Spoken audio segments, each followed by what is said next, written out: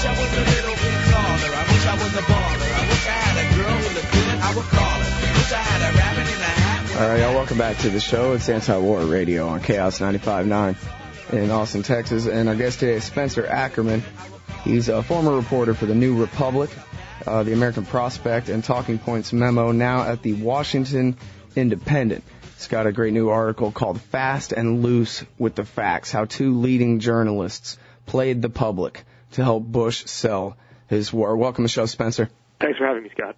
It's very good to have you on here. First of all, before we get into this so-called connection between Iraq and Al-Qaeda and all this, tell me about the Washington Independent. Oh, sure. Thanks for asking.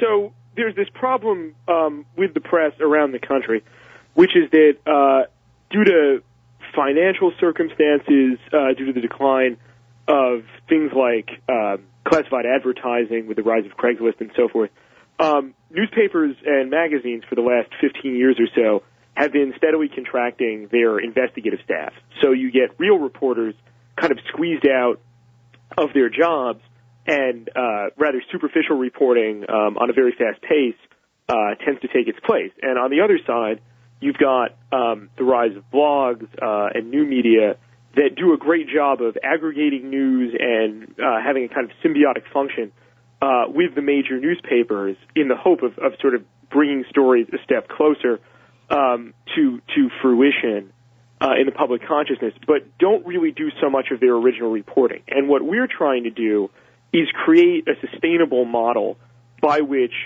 solid, hardcore investigative reporters can come up with new and sustainable ways of telling these sort of substantive stories that the press in general tends to do a bad job with these days. And we're a nonprofit.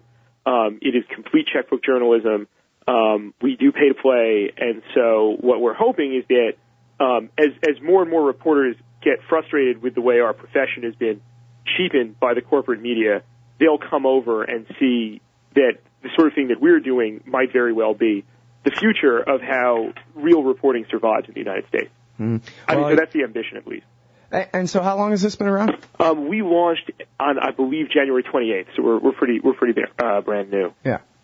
Well, you know, I guess we all complain about the New York Times and the Washington Post and how we pretty much all have to go with what they say or something like that. And I guess it really just comes down to money, right? The New York Times has some kind of incredible budget that they can deploy reporters all over the world, and so therefore they get to set the agenda for the rest of us. And that's what we really have to do, is come up with a way that independent reporters who don't want to have to answer to the agenda setters at the New York Times but just want to do their reporting can actually make a living doing so, and that we can have an independent place, you know, that doesn't push an agenda on them, that's paying their way. And that's what we're trying to do. It's just so important that if the press is going to survive in American democracy, that we create some kind of sustainable model for showing how real news can be reported in thorough, diligent, substantive, illuminating, penetrative ways in this country. Yeah. Well, here's a good example, and I really like this. This is sort of a pet project of mine, is casting shame on the people who deserve it, the people who've lied us into this war and lied us into this occupation and made it perpetual with their lies. I don't think there's nearly enough public shaming of people in government or in the media. And so I really like this article because you just go right after them. And the targets are Jeffery Goldberg, formerly from the New Yorker magazine, and Stephen Hayes at the Weekly Standard, who have done so much to push the meme somehow. It's not really a story with any, real concrete facts to back it up or anything, but it's just this idea, this myth that Saddam and Osama are buddies and that somehow that justifies America's aggressive war against Iraq. What these guys have done for the last several years is nothing short of the betrayal of a profession I feel very strongly about. You have, in two somewhat different cases, Steve is a partisan journalist, and Jeff fashions himself an investigative reporter. Two media figures who relentlessly, in Steve's case certainly, push something that a moment's worth of scrutiny knows to be untrue. Certainly by 2004, when the 9/11 Commission says that there's no collaborative operational relationship between Saddam Hussein and Osama bin Laden, this story has to die. I mean, it's been disproven.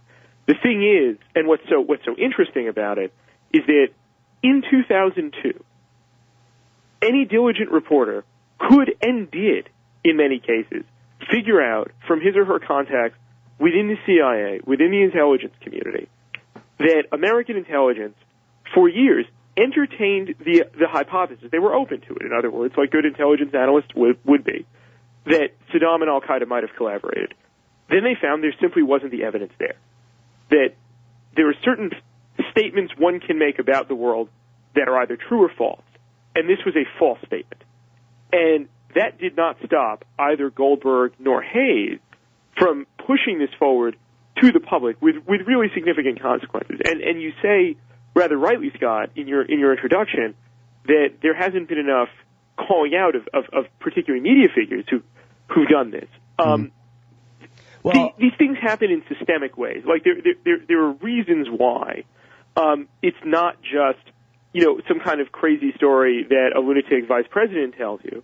It filters down so that it's on your nightly news. And among the ways that happens is when, let's take Jeff Goldberg's case, people whom other reporters respect, working and publishing in magazines that important people in the media trust, like The New Yorker, publish something so wild and nuts, as Goldberg did with the story that some people that Kurdish intelligence gave Goldberg in their prisons as examples of connections between Saddam Hussein and Osama bin Laden. When that gets published, then you've got like junior producers who are putting together quick briefings about what to have for their on-camera anchors or reporters read on the air, and they go to things like that. They go to places with credibility. They go to people who they are told because of their affiliation with certain organizations they ought to trust.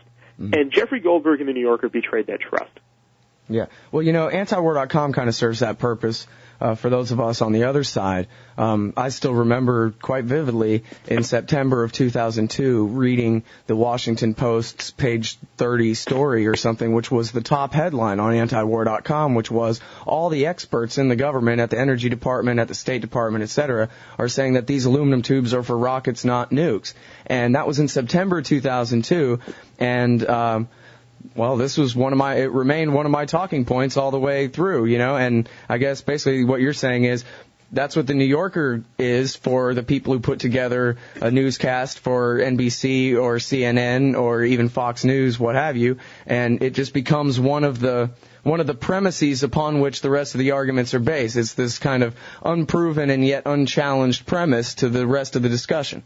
And this goes back to what we were saying at the beginning with creating better and more sustainable structures to challenge the ones that currently exist. Because, to someone who's not in the press, the idea that the country can be brought ever closer to war because of something in the middle of a 10,000-word story in March of 2002, getting in an important, glossy, Tony, and elite magazine, getting read by like 500 important people in the press who basically set the agenda for what you will see on your nightly news, and that in turn creates political dynamics.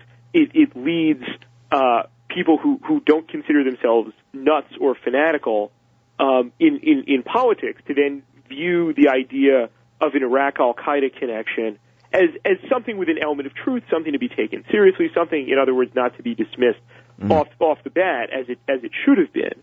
And if you were to tell someone like someone who has nothing to do with the media except typical consumption as an informed citizen, that these kinds of arbitrary contingencies are what help shape the course of America in terms of war and peace, that citizen would rightly be outraged. That citizen would rightly believe that something has gone dangerously and disastrously wrong in this country.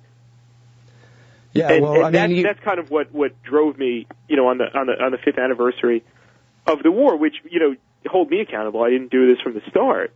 To just say, looking at 4,000 dead Americans, tens, possibly hundreds of thousands of dead Iraqis, an occupation that will not end. By August of this year, the Bush administration will commit through a long-term security agreement, the United States military to an open-ended military occupation of Iraq.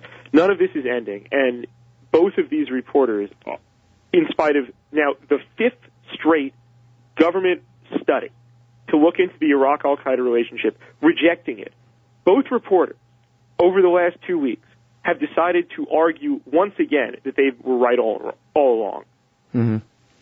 Well, now, when you talk about this media echo chamber, this is part of why nobody's been canned. Everybody who got everything wrong has been promoted. It's because they all only read the same few things to back themselves up. So they really think up there in D.C. and the Washington Press Corps and the elite journalistic circles, they really think that anybody who had any credibility, that quote unquote we all believe the same thing, that there really were, no credible voices, that if you were on the outside of what we all thought in 2002, 2003, then you just hated Bush and there was something flawed in your thinking, or else you would not be on the other side of this at all. So why go to you? And the fact that we all got it wrong, well, that's okay because we all got it wrong.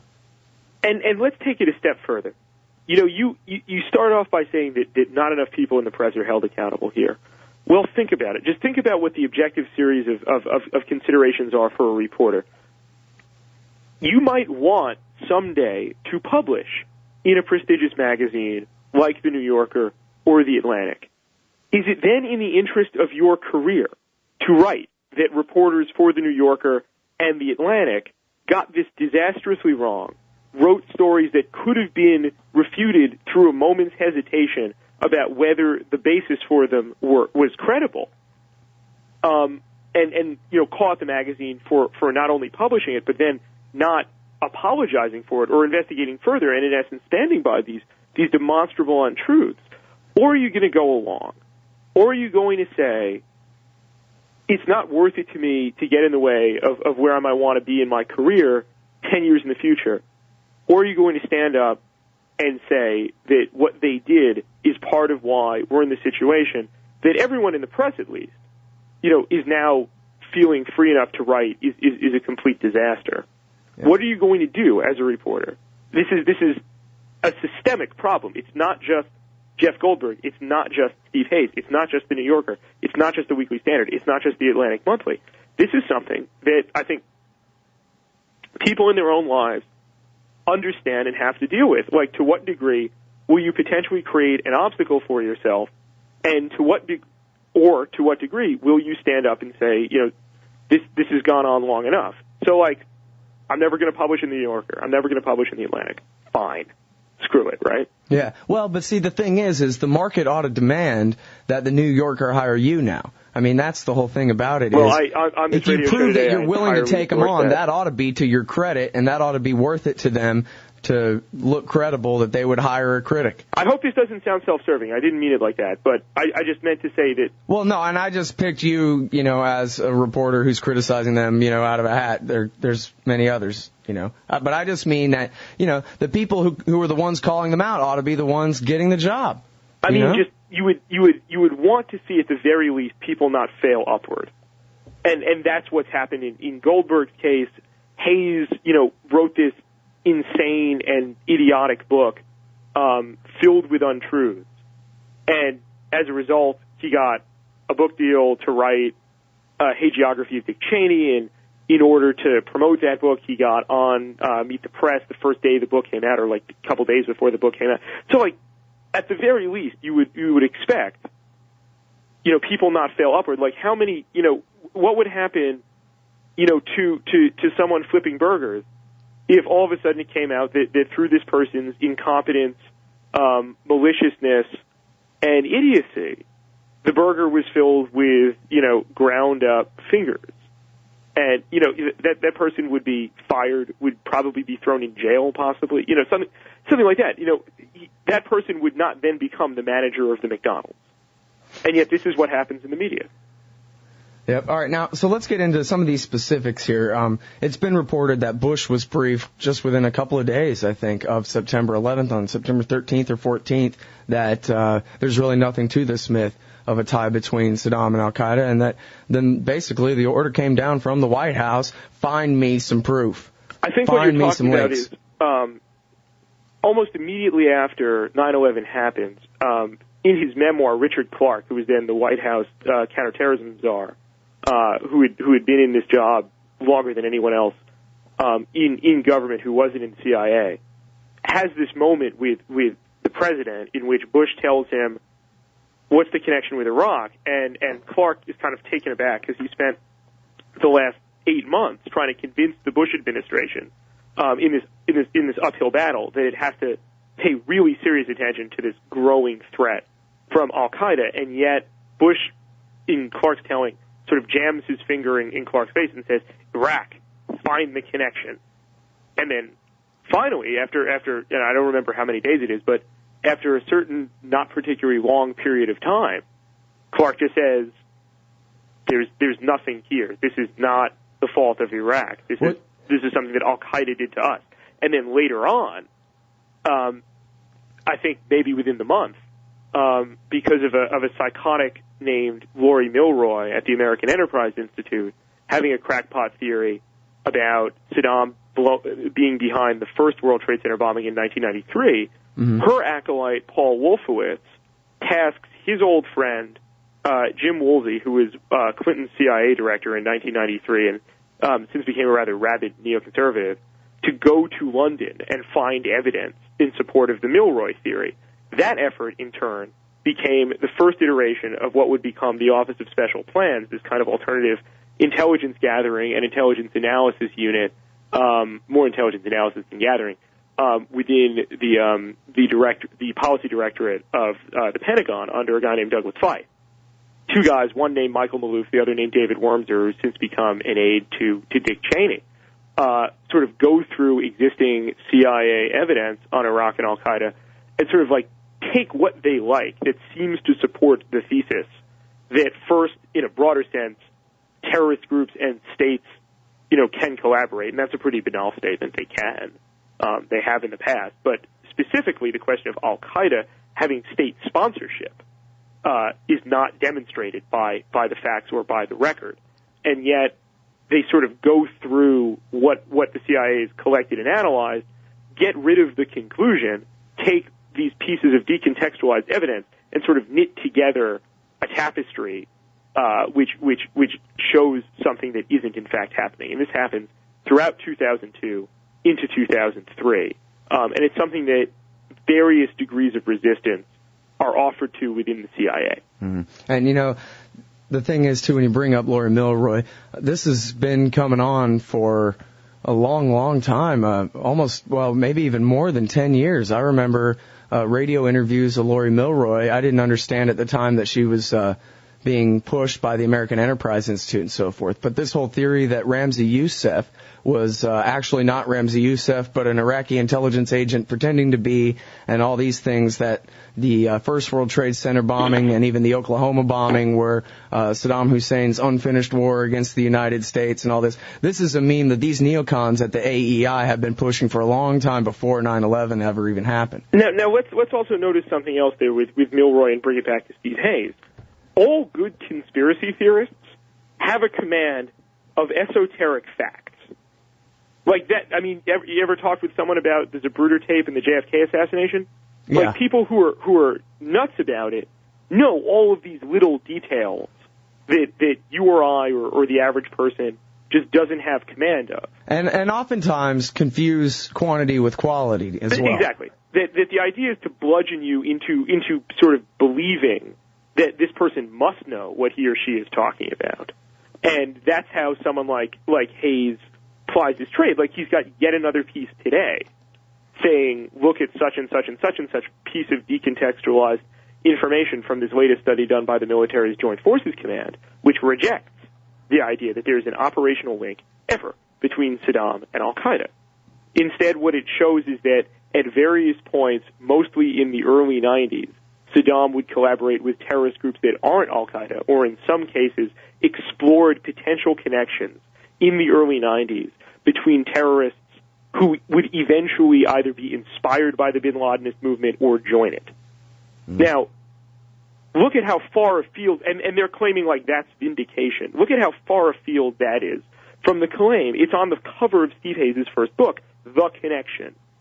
how Saddam's collaboration with al-Qaeda threatens America or something like that. Now, look, this takes a moment to disprove. Is al-Qaeda stronger or weaker since the fall of Saddam Hussein? Well, according to every intelligence agency in the world, and I think every former intelligence agent in the world who speaks on the record, they're all much, much better off. And every semi-conscious human being who's, like, read a newspaper. I mean, like, the whole thing is nuts.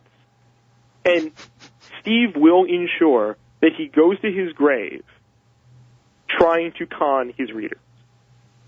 Well, now, there's a guy named Sheikh al-Libi who got the truth, quote-unquote, beaten out of him, who indicated that Saddam Hussein had trained al-Qaeda how to hijack planes, how to make chemical and biological weapons and use them. And this guy's so-called tortured confession, well, the torture was real, the confession was so-called, was cited by Bush repeatedly to justify this war. How many of these claims tortured out of this guy al-Libi, all of which have been proven false since then, were trumpeted by Goldberg and Hayes? Goldberg's an interesting case. We'll come back to the torture thing in a second. All right. Hayes, in I think 2005, before it came out that eventually Ibn Sheikh al-Libi, this al-Qaeda terrorist who's tortured, as you said, before it comes out that the guy recants his testimony, which he does, when he's no longer tortured, he says, "Oh my God, I only said that because I was tortured. What do you expect?" Steve suckers himself and actually cites it in print and saying, like, well, if my critics or if critics of this ironclad connection were right as they, condescendingly and impetuously tell you, then what do they make of Ibn Sheikh al-Libi's confession? It's something that I think his locution was something like his confession was one of the strongest that the government, possesses, something like that.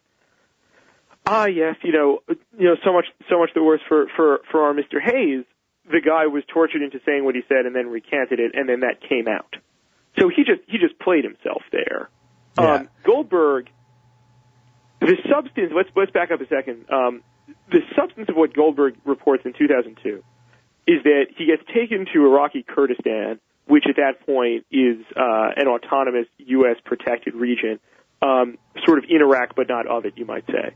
It has its own intelligence and security services, and the intelligence apparatus in Kurdistan shows Goldberg this gaggle of prisoners that it has, and they say, and I'm sure like they provided the translation for Goldberg and so forth, oh yeah, this guy, we captured him, he was a connection between Saddam and al-Qaeda.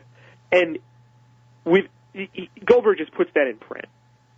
And you just want to say, if you're an editor, well, what might be the incentive among the Kurds for telling you this? Why might they not be telling you the truth? Well, can't think of a possible reason. Right. I mean, simply enough, the Kurds hate Saddam. They want to be out of Iraq, and they recognize the only way this will actually happen is if the United States invades. What does the United States need in order to get into Iraq cost-free? It needs to show some kind of connection between this war and 9/11. And so this is what you get. And Goldberg just put that into print. Now, I have no doubt that the guys in these that first of all that Goldberg really was introduced to these people. Second, I have no doubt that these people actually did say what the Kurds told Goldberg they were saying and what Goldberg printed. However, it's widely known, and I've been to Kurdistan, that what happens in Kurdish prisons, is torture. I mean, they torture people, and anyone will say anything when they are being tortured to stop the torture. So it's mind-boggling to me how, if Goldberg was acting in good faith, he could have not stopped for a moment and said, why are these people telling me what they're telling me? Like, you don't have to be a great reporter. You have to be halfway awake in order to have that come to you. Well, and then the alternative is that it did cross his mind, that he did stop and think that, and then decided to just go ahead. Right. That's why I said I'm assuming the guy's acting in good faith, and I don't understand it, but perhaps we shouldn't assume that Jeff Goldberg is operating in good faith. So I don't know. The interesting thing is, Goldberg gets petulant when you ask him to explain this. A couple years ago, when a book of his got published, he was doing a Q&A with New York Magazine, and the magazine reporter asked Goldberg, well, you've been criticized for Iraq and, for what you wrote about Saddam and al-Qaeda. And the guy just says, and it's printed verbatim, Jesus, we're going to talk about, you want to talk about this now? And then he says, fine, if you really want to go into it, none of the specific things I talked about have been addressed by the 9/11 Commission definitively. All right, so therefore it's unknown, might be right still. Now, look, no reporter wants to retract what he or she writes. No reporter embraces the idea of looking foolish. But my challenge to the rest of the media is, would you rather be known? Is it better for you, if that's your consideration? Your consideration is your reputation. Is it better for you to be known as a liar, as a charlatan, as a fraud, as someone who puts forward false information that gets actual people killed? Or is it better to say, you know what, I didn't do my job this day, and I regret it, and this is how I'm going to make up for it, and this is how I'm not going to do this again? What's better, just from a self-interested perspective? Obviously the latter. So, it's nuts to me, but these patterns of behavior would not occur if there wasn't this perverse series of disincentives to the truth that exist inside the major media. Right. Now, you had a change of heart on the war. From what I've read, you initially supported this thing. I did, it's true. And at what point did you decide that that was a mistake? Well, what happened was, so I was in college in 2002, and I was hugely influenced by an Iraqi dissident exile named Kenan Makia, who just wrote so eloquently about the evils of Saddam Hussein. And so that was something that I could not get out of my head. And then I came to the New Republic, which was a pro-war magazine, or perhaps more aptly an anti-war magazine. What really animated it, as Jim Henley recently wrote rather brilliantly on his blog, was not so much that there's this grand transcendent wisdom to the war, even though the magazine would ultimately endorse that, but that not going to war would make some hippie happy somewhere. Right.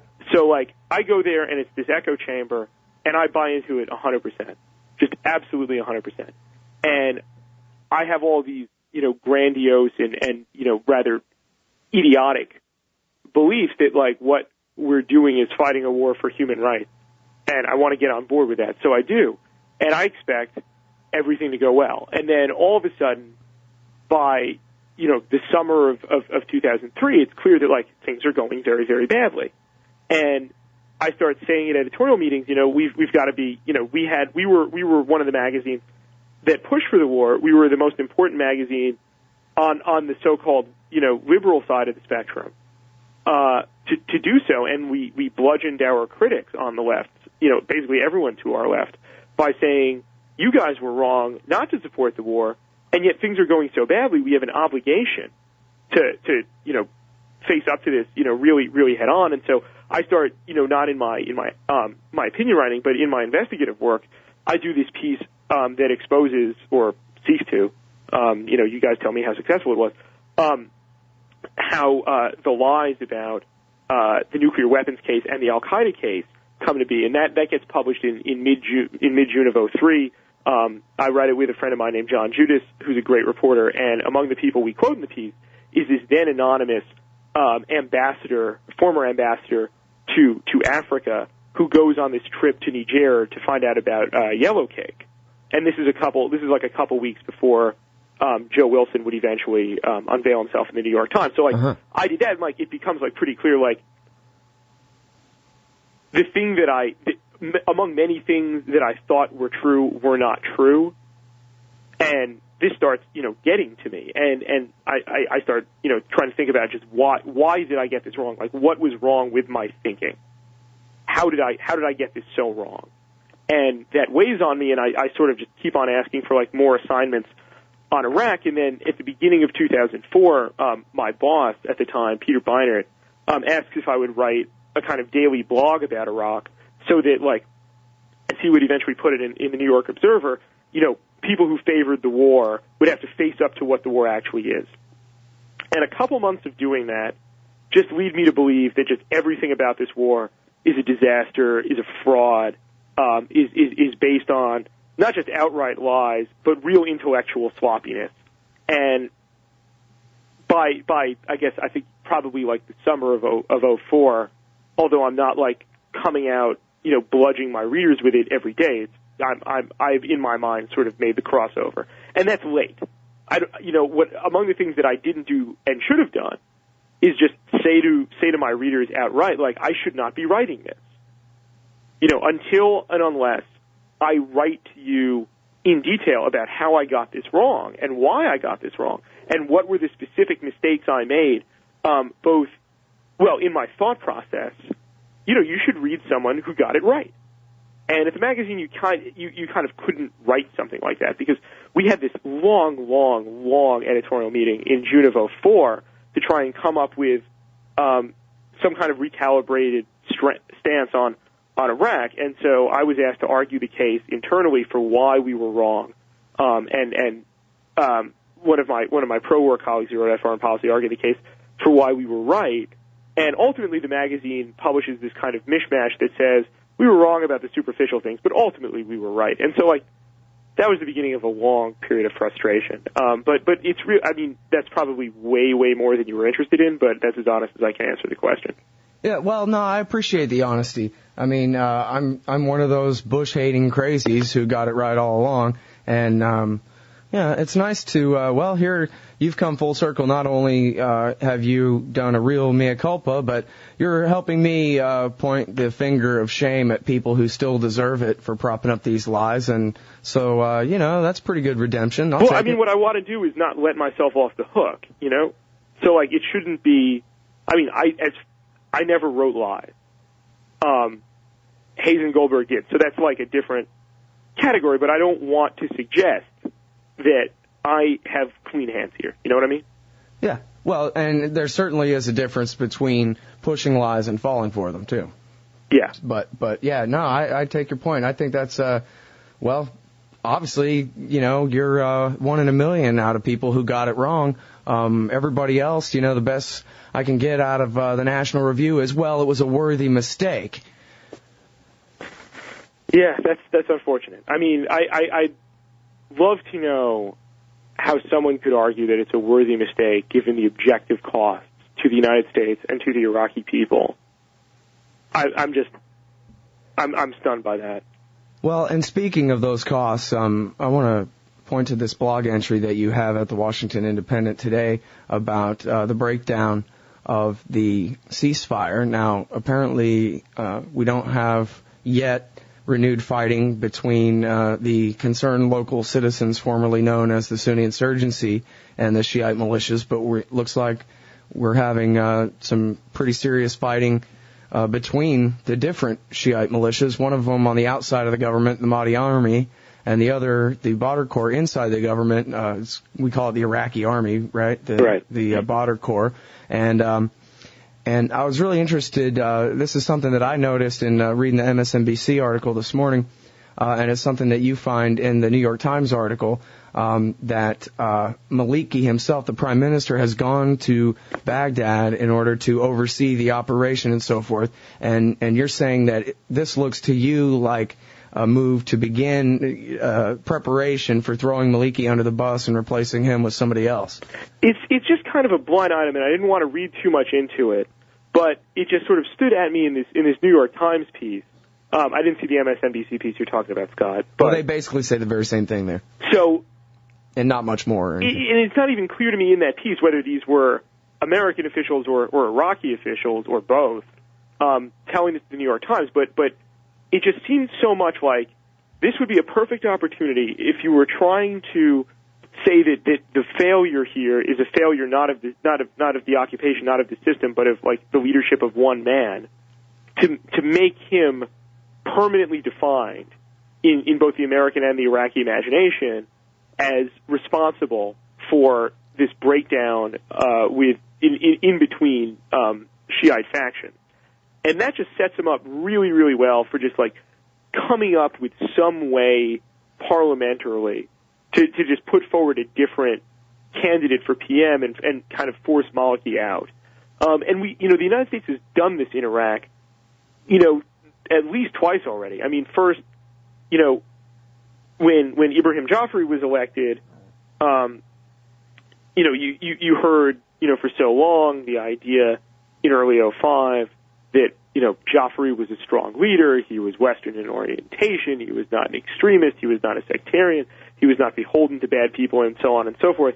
And then as the situation deteriorates, you start hearing in the press in the United States about how Joffrey's incompetent, Joffrey's weak, Joffrey is beholden to all of these sectarian interests.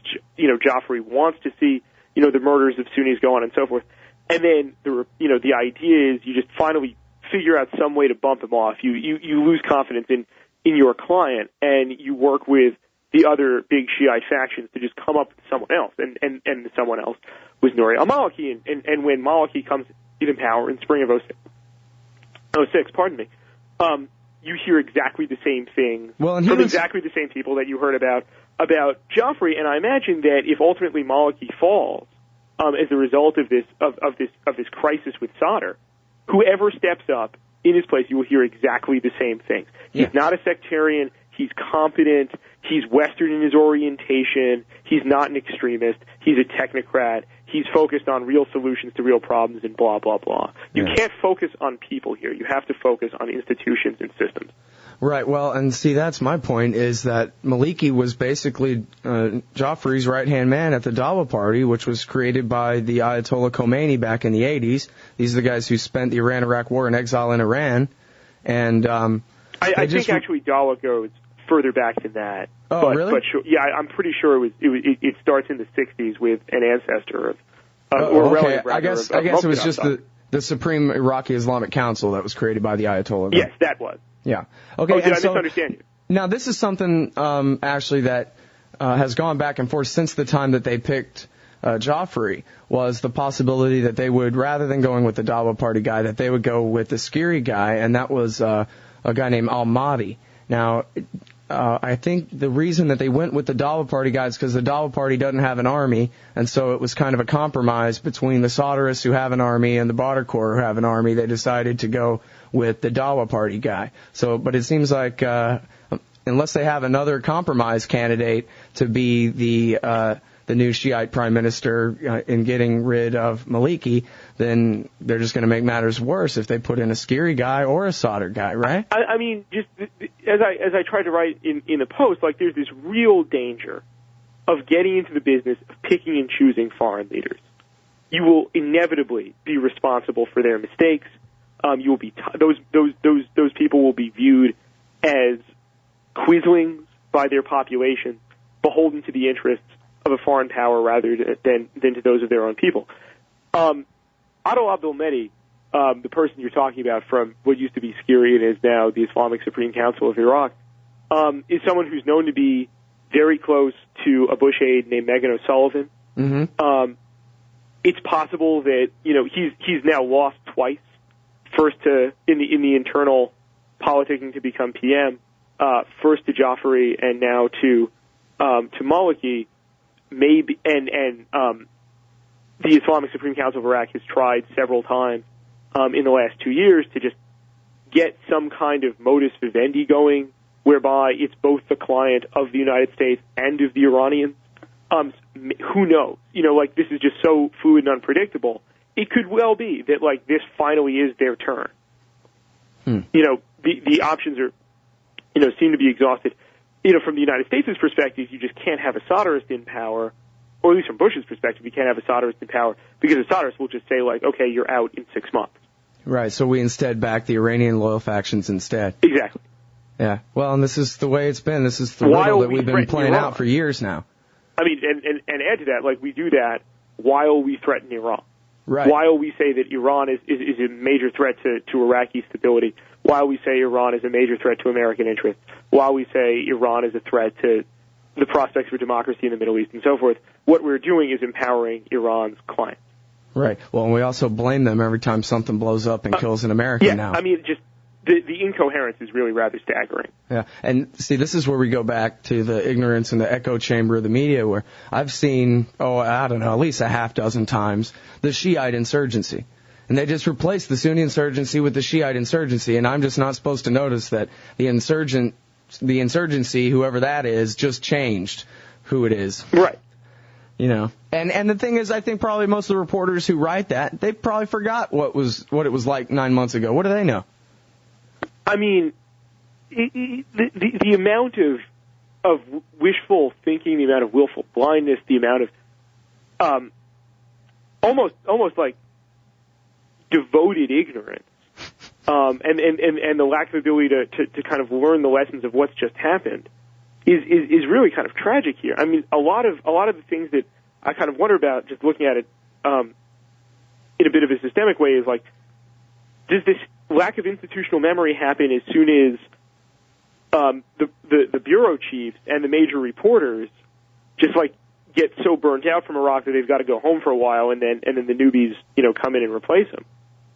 Who knows? Right. I'm that's pure speculation on my part, but that would at least make sense, as opposed to just sort of looking out and seeing, unfortunately, not just the U.S. make the same mistakes over again, but the press that's supposed to hold the U.S. accountable making the same mistakes over and over again. Yeah. Well, we're a little bit over time here, but if I can keep you just a couple of more minutes, what about all this concerned local citizens, sons of Iraq, the American Army of the former Sunni insurgency? Is this...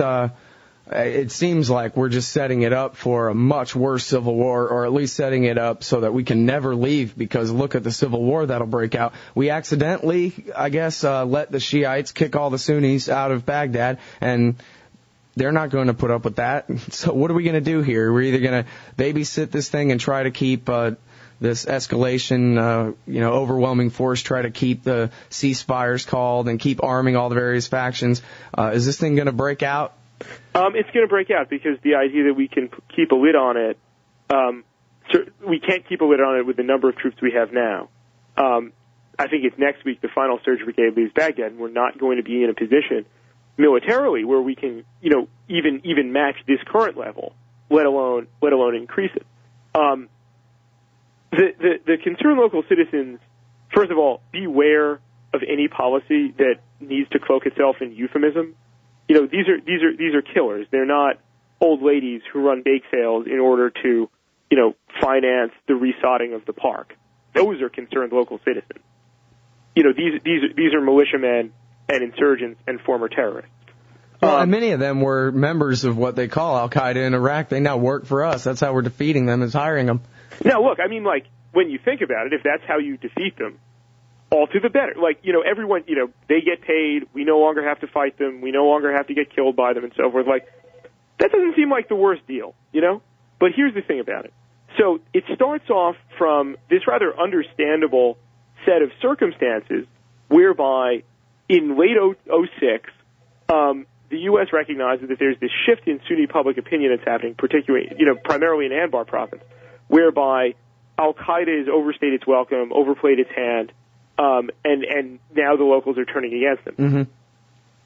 If you're a smart, American commander, you're going to want to encourage that as much as possible. That's everything you want. That's fewer people fighting you, and that's people fighting the enemy that you believe is the most intractable and the worst. The one that you believe is connected in some circuitous fashion to the people who hit us on 9/11. Right, makes perfect sense so far. So, this works well. The trouble is, this escalates to such a dramatic degree so that all of a sudden, within 6 months, we're paying nearly 80,000 former insurgents. And what do? Like, they do what basically warlords everywhere do. They manipulate their clients. They tell things that are untrue. I once did this interview with this. I was once on a call with one of the spokesmen for General Petraeus, this admiral named Greg Smith, who's an impressive and honorable guy. And I was just like, well, how do we know that the people that the concerned local citizens are really going after are in fact Al-Qaeda? And his answer was, trust. We trust them. We trust people who were shooting at us 5 minutes ago to tell us that the people they're shooting now are the people we want them to be shooting at. Does that make any sense? No. Later on, there was a more sophisticated answer given to me. It said, they show us these caches of IEDs, and then there are no more IEDs on the strip. Well, yeah, that's because they were the ones who were planting them. Right, yeah. So, of course they're going to have caches of IEDs. So, the whole thing is basically this kind of confidence game. Now, again, it's based on understandable reasons. You'd rather pay someone than either have to kill them or see them keep killing your people. So, like, that makes sense. And actually, the money isn't a lot of money. I think when I did, as of, like, at least February, when I last did this, it was like $123 million. So far, that's, like, what the United States spends in, like, the time this call has gone on in Iraq. So, like, that's not a whole lot of money. That'll buy a lot of AKs, though. But that's the thing. What they're doing is they're strengthening themselves, and they're biding time for the day that they'll eventually march back on Baghdad. And the Shiites are freaked out about this, understandably so. 80,000 people under arms.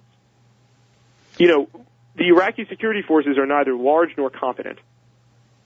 These guys in the CLC, in what used to be called the Concerned Local Citizens, and now the Sons of Iraq, really are both well-motivated. I can't speak to their competence, but a friend of mine was just over there, and he embedded with a unit that was partnering with some Concerned Local Citizens, some Sons of Iraq, and he asked the commander, you know, what do you all be doing? He's like, well, we're getting ready. We're going to, you know, kill Maliki, and we're going to kill the Iranian occupiers. And by Iranian occupiers, he means Shiites. Right. So this is, you know, the wages of this. We've actually, it's kind of amazing the way, like, not only have we seen this movie before, we just literally saw it in the theaters. It's called Charlie Wilson's War. Well, actually, I didn't see that. I've read the book, though. Yeah, it's a good book. But, you know, the point being, it's not funny. I shouldn't have laughed, but, you know, we can't leave behind and call it, you know, in any way acceptable a situation in which we've just actually made different competing factions in the Civil War stronger, and yet we have no way of alleviating that. And this wasn't an issue a year ago. This came about, again, for understandable reasons, based on the admirable idea among General Petraeus and others that it's better to pay people than have them kill you. But I mean, look, we're talking about at the time when things appear to be going at least marginally better, and yet this is the long-term underlying series of circumstances. The longer you stay, and this will be the last thing I say, and thank you so much for having me on, the longer you stay, the more stuff like this keeps on happening, and it will keep on happening until the United States finally gets out of Iraq. Yeah, I mean, I'm sorry, but this just seems like Petraeus is playing checkers and not chess. You know, it's pretty easy to see what's going to happen if you let the Shia cleanse all the Sunni Arabs out of Baghdad, and then whichever Sunni Arabs haven't been driven all the way to Jordan or Syria, whoever's left, you arm and pay them. It's pretty easy to see that you're only setting up for a worse crisis in a year or two or whatever. I mean, not to apologize for Petraeus, but, like, the ethnic cleansing thing happened before he was there. And on the CLC's thing, like, what's the guy going to do? You know, ultimately, he can only implement a military strategy, not a national strategy. He's, you know, only going to be commander for, you know, until I believe the fall. And so, you know, I have a lot of criticisms of him on particularly this question, but, like, I don't want to make it out like it was an easy call. Yeah. Well, like, because the longer you stay in Iraq, the more these are the only choices that you're presented with, and that's why the solution is to get out of Iraq. Sure, and that is the way it's been this whole time, and I agree with you. That is the only easy answer, is to just call it off. It's not going to get better this way. All right, everybody, that's Spencer Ackerman from the Washington Independent. His blog is toohotfortnr.blogspot.com. Thanks very much for your time today. Thanks very much, Scott. You take care.